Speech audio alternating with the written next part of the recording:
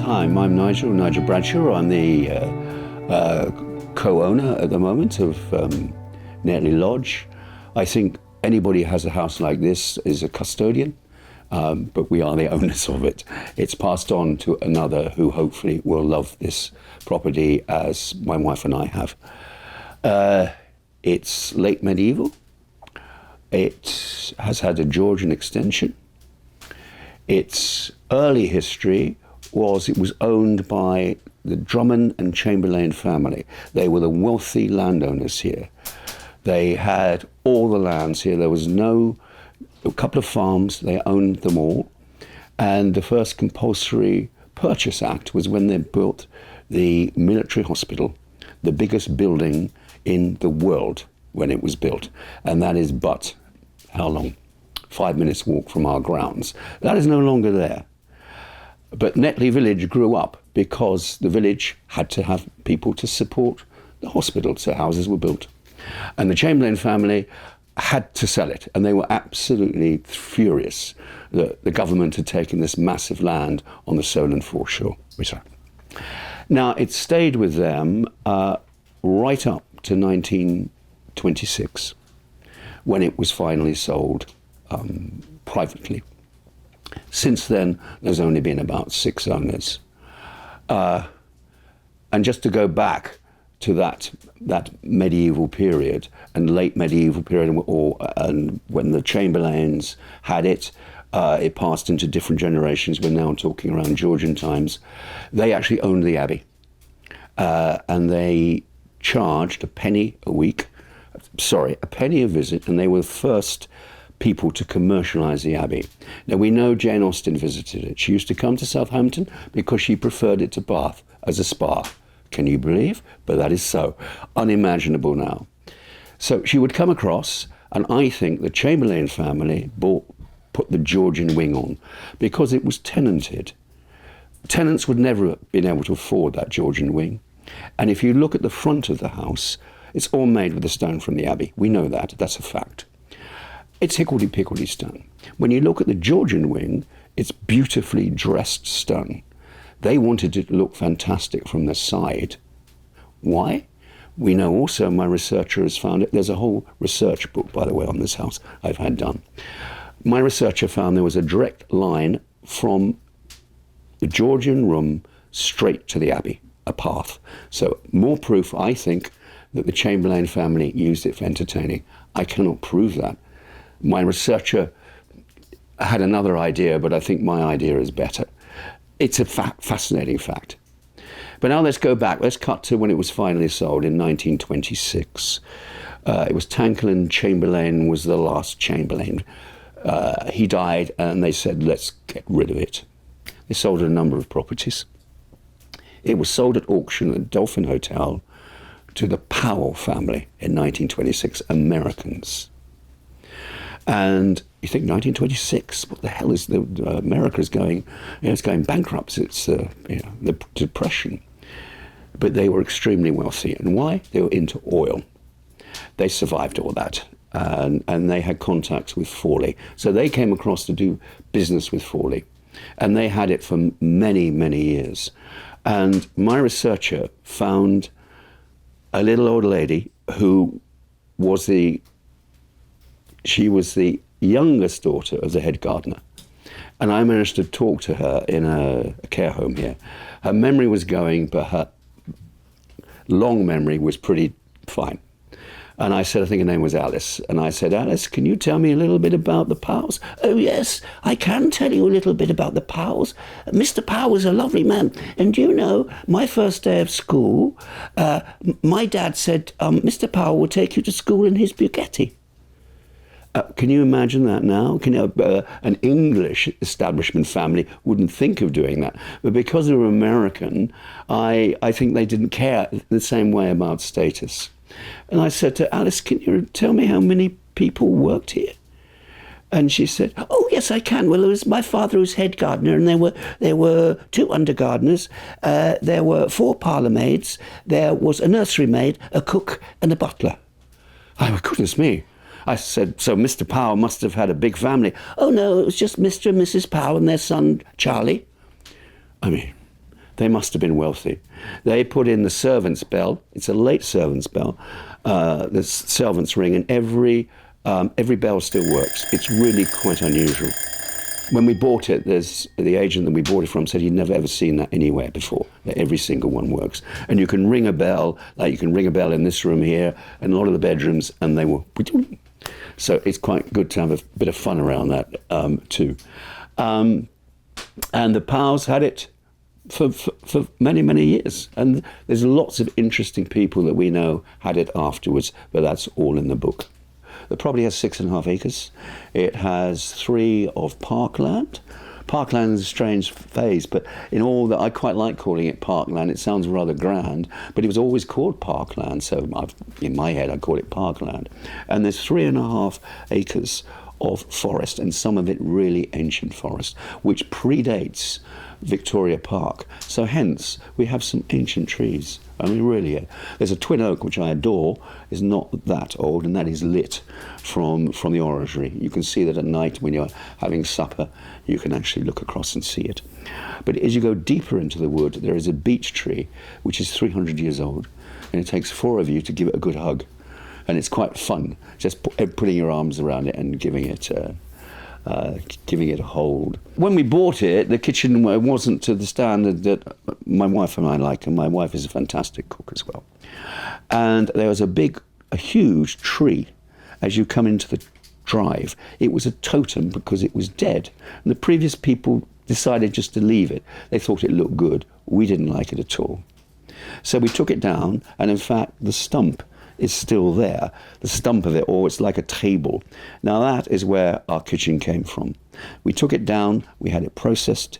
It was old anyway, and it wasn't live, so it naturally seasoned. We seasoned it for another 2 years in the dry, and then we had a very, very good small company, bespoke kitchen company, who came and processed it for us and turned it into our kitchen. And it is like furniture.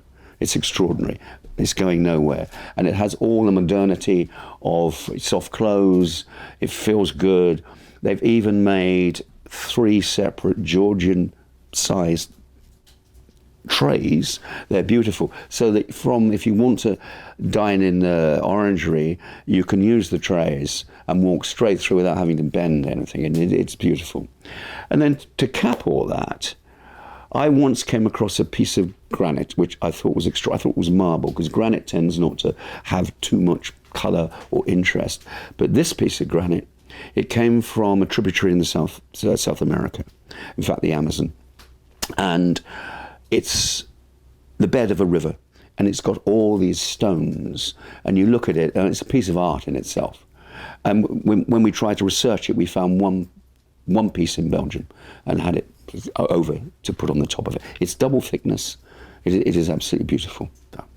Yeah, it's a joy. Oh, the marmalade kitchen. Okay, now that's a very funny story. Okay, it was supposedly listed. I don't think it's listed at all.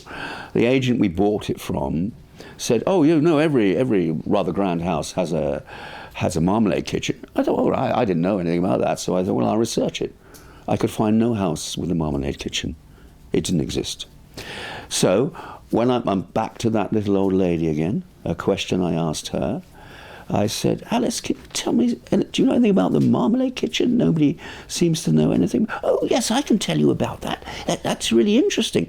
Is Mrs. Powell, the American, wanted to make some marmalade. And she went into the kitchen, and she had all these oranges, and cook said, 'Get out of my kitchen, you're not doing that here.'" Yeah, cooks were very, very powerful, even though they were employed. And so she was pushed out to this little alcove outside the main kitchen, and she turned that into a marmalade kitchen. And there's a little stove, and you can see these mid-27, 28 early electrics there running the little stove.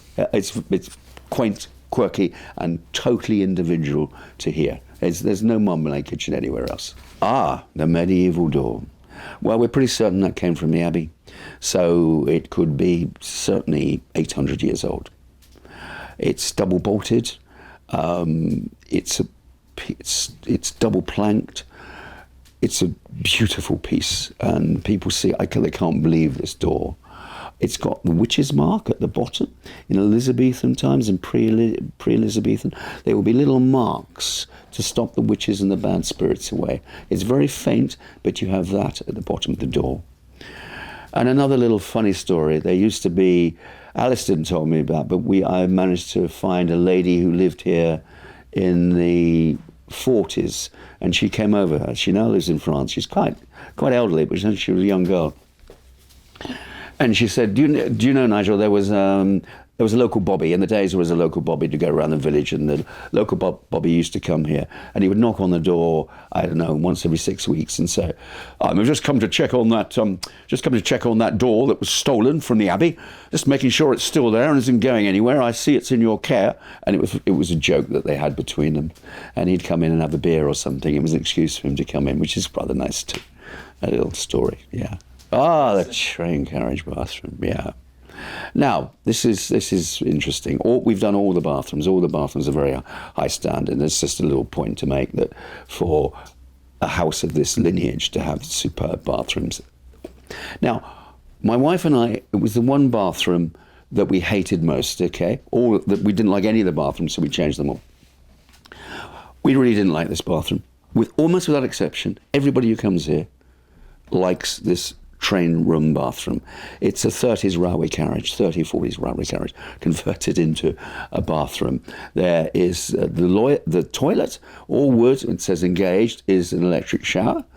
And when we had to redo our boiler at one point, and so there was no water for a couple of days, and I thought, Christ, I can't shower. I go to, a friend said, but haven't you got an electric shower?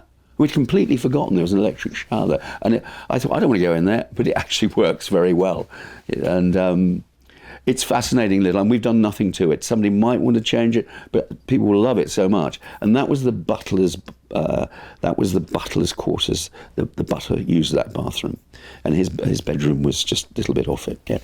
Well, strange enough, when we bought the house, there was a friend of mine who had the history done of their house. And she said this lady researcher was amazing. So I got in contact with her and said, would you come along and do Netley Lodge, which she did. She was blown away by it. She thought it would take her three months. In fact, it took her 6. There was so much, and she had to stop at one point. And so we have this book, and it will go with the house. I might have a couple of copies printed for before we sell. And there's so much in it. And one of the things she found, there is a picture, it's a drawing actually, made by an artist, we don't know who, it's not dated. She found it in the archive of Winchester College. I mean, I don't know, you tell me. And it's a thatched farm, okay, with very low windows. So that's all been changed. This whole place has been lifted. At some point, it had to be the Chamberlain family. But what is it really interesting? There is this thatched, low-beamed, low-windowed farmhouse. Next to it is the huge Georgian drawing room, which is beautiful. The Chamberlain family had to put that on. Nobody else could have. So there's actually visual proof of it, which is just lovely. Yeah. And there's lots of what else can I pick out? There's lots of pictures of the Power family, cartoons in Punch. There was a vicar, a well-known vicar who was much loved, lived here. And another lovely little story, I've forgotten her name, forgive me, but she was the main nurse, the head nurse, head matron, whatever they called it then, at the military hospital. And she was there for many, many years, much respected. And when she retired, she became a tenant here. And she lived here for, I think, 7 or 8 years. That's documented in the book. A picture of it as well. And she was quite high-end, but she lost her husband in the Crimean War, who was a surgeon. And she decided to give something back. She would train as a nurse. So she went to St Thomas's and she trained down under Florence Nightingale. And I think that's in the book, I can't remember, or I found it out later. But Florence Nightingale said, because she was quite a sort of semi-lady, said, this lady is never ever going to be a nurse. All she's good for is to make country teas, and that is where she should go. She shouldn't enter the profession, okay? Well, you were wrong, Florence, because she ended up as the head nurse, the matron, and was, as I say, very, very much respected and loved. So and there's lots of other detail in there. So I'll save that for people's due diligence when they see it. Yeah.